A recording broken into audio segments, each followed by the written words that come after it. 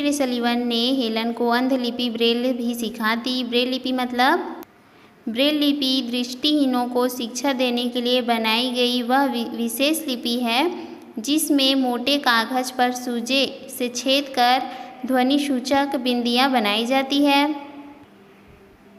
पलटकर उन उभरी हुई बिंदुओं को उंगलियों के स्पर्श से पढ़ा जाता है। इसका आविष्कार लुई ब्रेल ने किया था। हेलन ने ब्रेल लिपि की सहायता से पढ़ना लिखना शुरू किया। अब हेलन अपना पूरा समय साहित्य पढ़ने में बिताने लगी। एक दिन अचानक उसके मुंह से कुछ शब्द निकल पड़े जिसका अर्थ था आज बहुत गर्मी है। इन शब्दों को सुनकर लोगों को बहुत प्रसन्नता हुई, पर हेलन के जीवन का सबसे सुखी दिन था।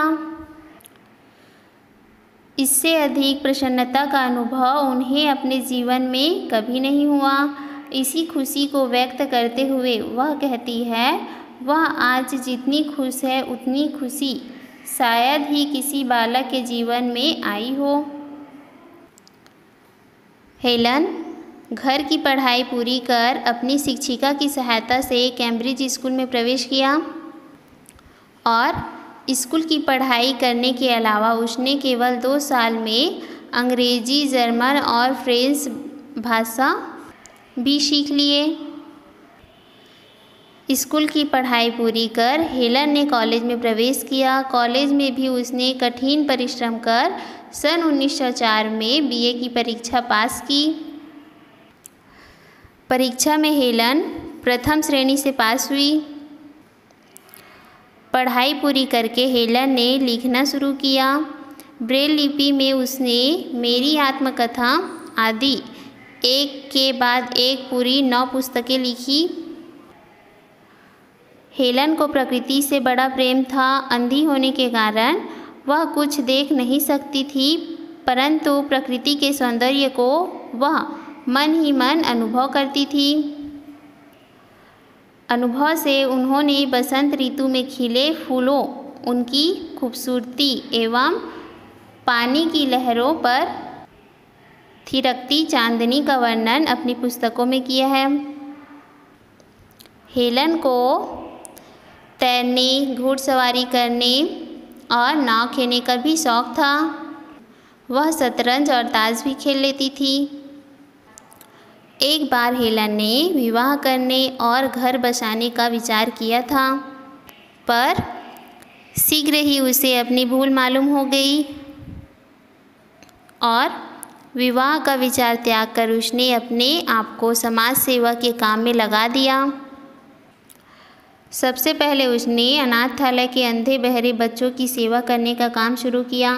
फिर मिल्टन अंध सोसाइटी नामक एक सोसाइटी कायम करके अंधे विद्यार्थियों के लिए ब्रेल लिपि में उपयोगी साहित्य प्रकाशित करने की व्यवस्था की। इसके बाद हेलन ने विश्व यात्रा प्रारंभ की। पहले उसने यूरोप की यात्रा की, फिर ऑस्ट्रेलिया, कनाडा, मिस्र, जापान, दक्षिणी अफ्रीका, भारत आदि देशों में घूमी।